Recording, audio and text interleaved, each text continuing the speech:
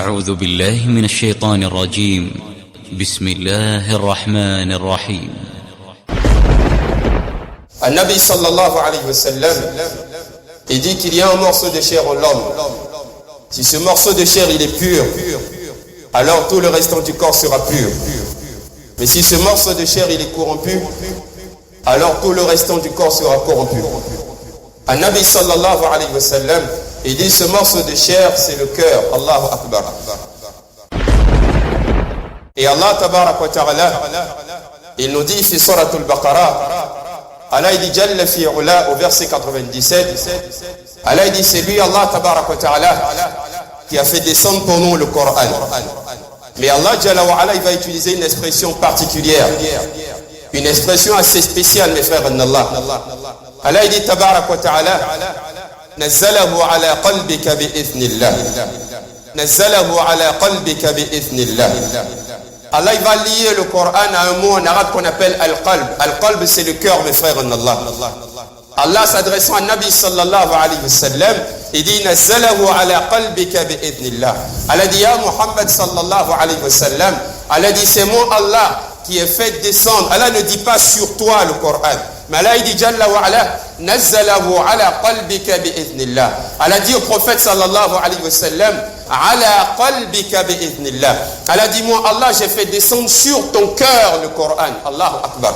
Nazzalahu ala qalbika bi idhnillah musaddiqan lima bayna yadayhi. Allah dit au prophète sallallahu alayhi wa sallam, Allah dit moi Allah Jalla wa ala j'ai décidé de faire descendre ala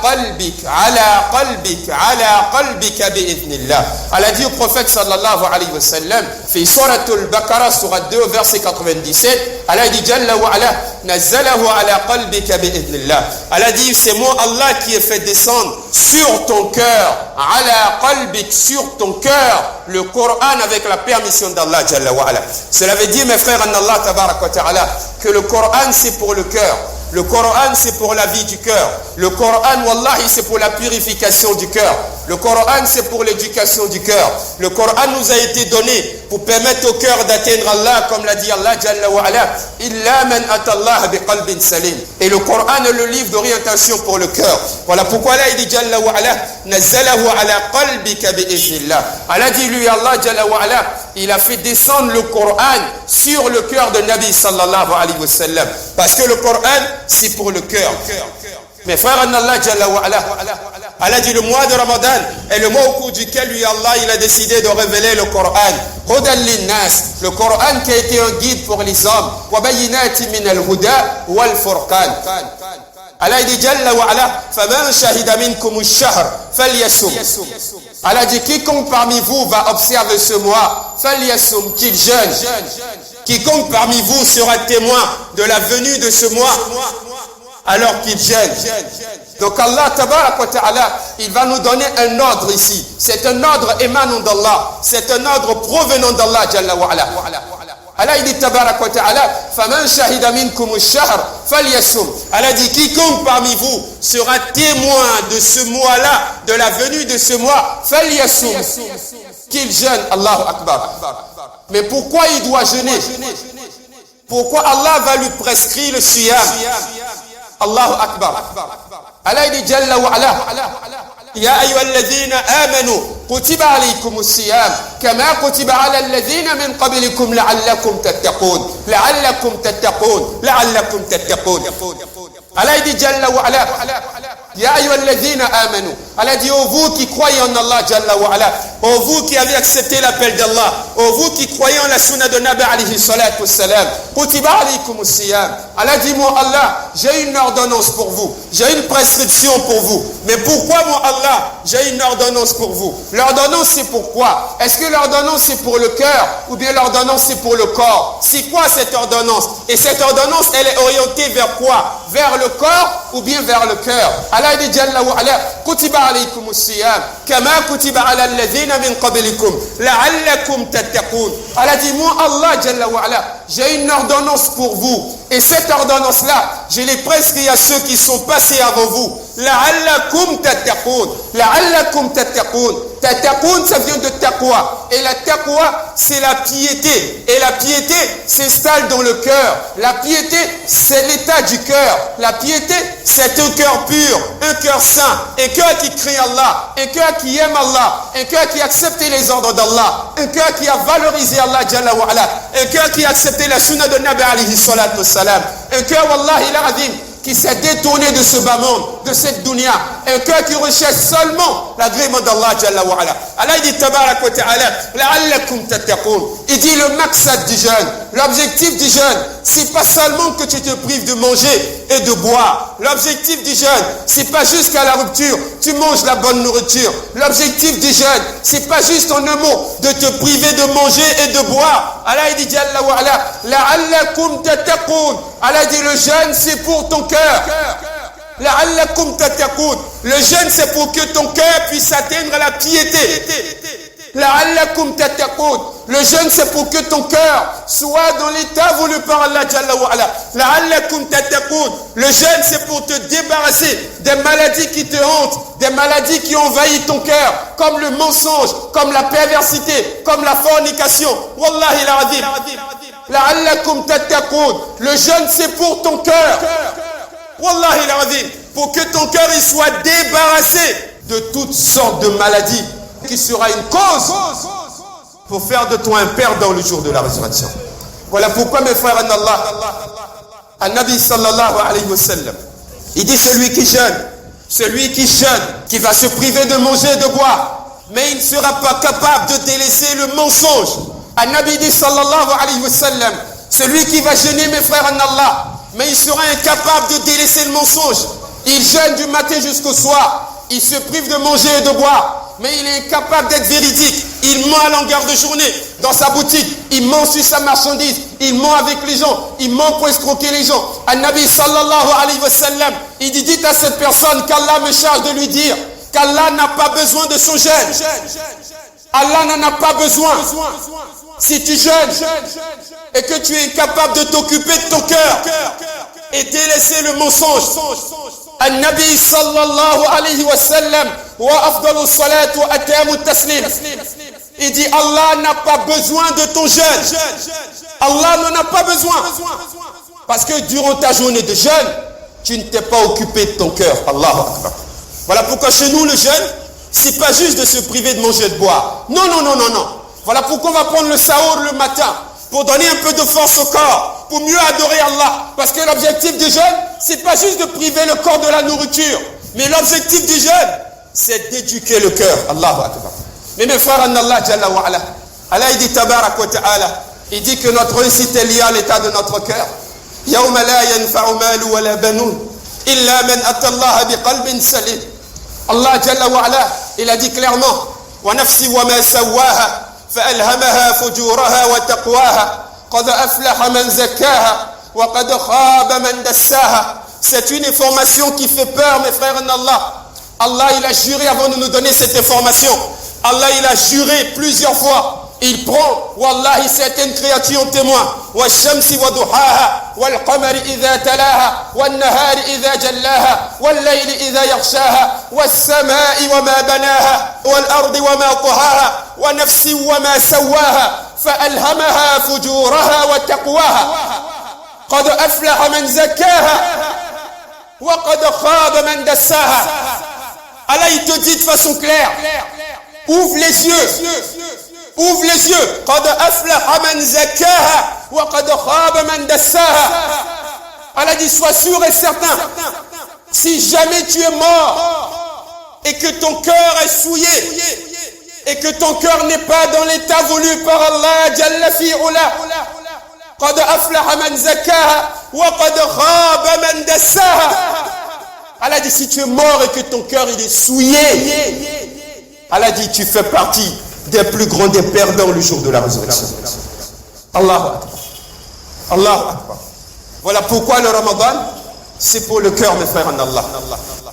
Vous savez, dans la journée de jeûne, il y a un grand enseignement qu'Allah nous donne.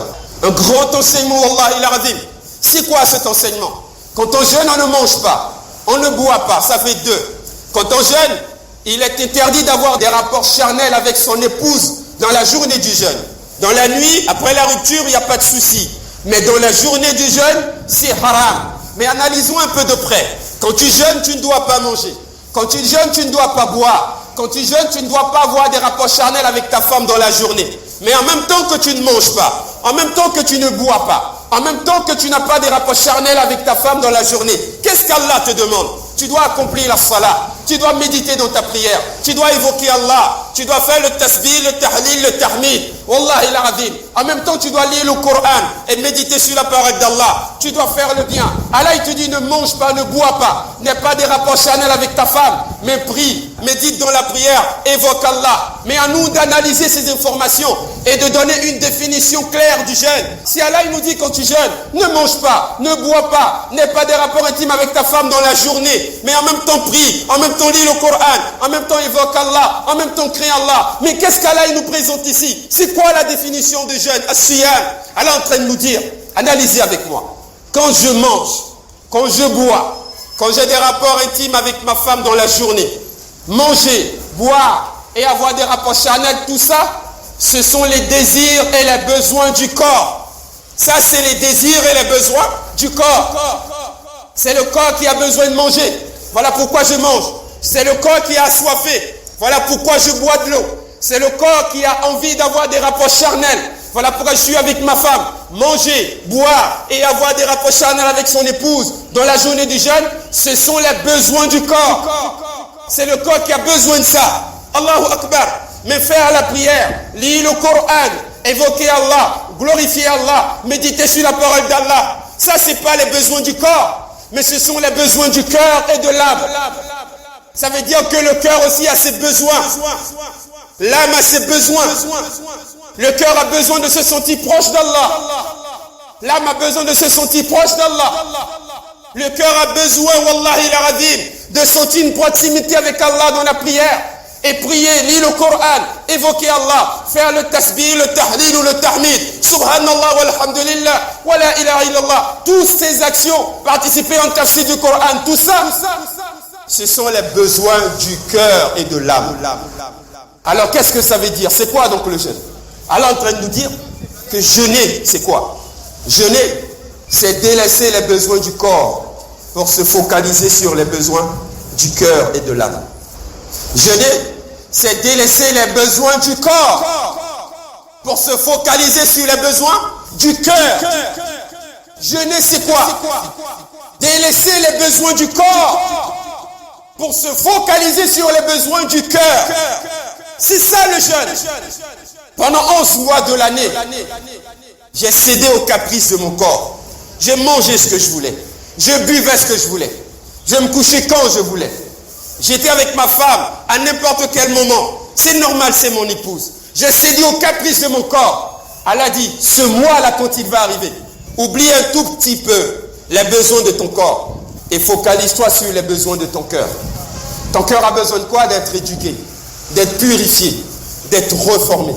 Allahu Akbar. C'est ça le jeûne. C'est ça le siyam. Voilà pourquoi aujourd'hui, quelqu'un qui jeûne et qui ment, il ne s'est pas occupé de son cœur. Il jeûne mais il entache son cœur. Il n'a pas jeûné. Une femme qui jeûne, qui est dans la médisance. T'as vu la voisine? Voilà comment elle était habillée. T'as vu celui-là? Voilà comment il est. Wallahi, tu n'as pas jeûné. Tu es en jeûne. Tu es dans la médisance, tu n'as pas jeûné. Tu n'as pas jeûné. Parce que tu ne t'es pas occupé de ton cœur. Tu jeûnes. Et tu es capable de prier correctement. Allahu Akbar. C'est grave aujourd'hui. On nous dit Allahu Akbar que le mois du Ramadan c'est le mois du Coran. Naam, c'est le mois du Coran. C'est vrai, c'est le mois du Coran. On l'accepte. Naam, comme l'a dit Allah, unzila fihi le Coran. C'est le mot au cours duquel Allah a révélé le Coran. Donc tout le monde lit le Coran. C'est bien, c'est normal. Mais il y a une action qui est plus importante que la lecture du Coran. C'est quoi cette action? Il y a une action qui est plus importante que la lecture du Coran. C'est le prophète qui l'a dit alayhi salatu salam. Dans un hadith de l'imam Ahmad ibn Hanbal fi al-Musnad, An-Nabi dit alayhi salatu salam, il y a une action qui est plus importante que la lecture du Coran. Naam. C'est quoi cette action? Cette action-là, si tu ne l'as pas faite comme il se doit, Même si tu as passé toute la journée à lire le Coran, Allah il te maudit. C'est Allah qui l'a dit dans le Coran.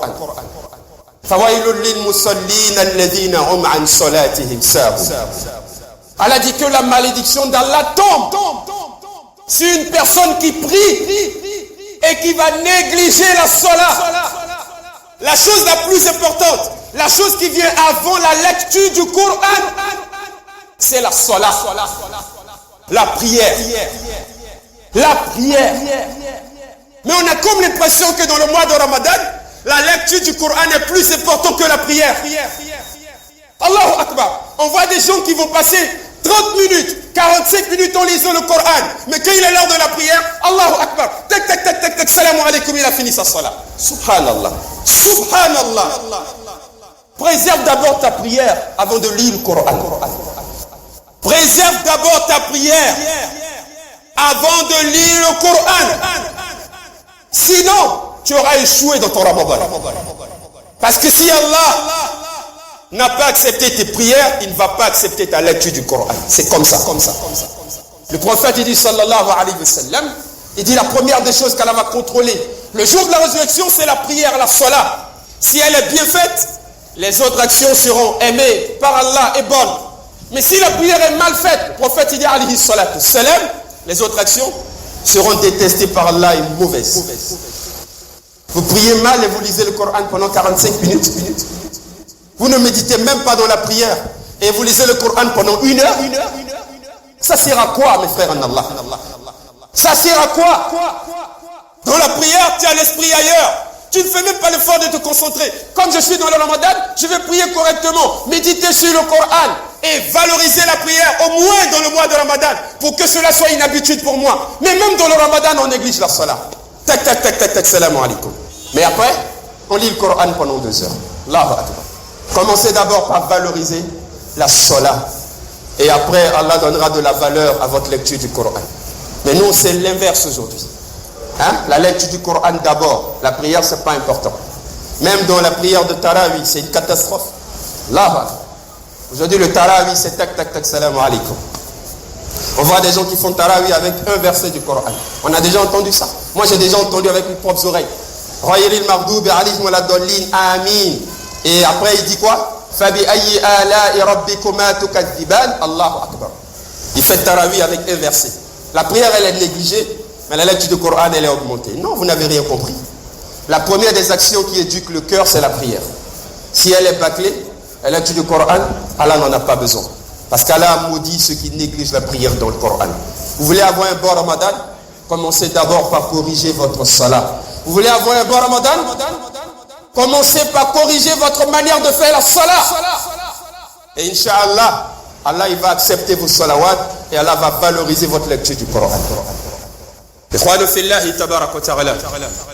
Allah Jalla wa Ala, il nous montre ici que le Ramadan, c'est pour le cœur, mes frères en Allah.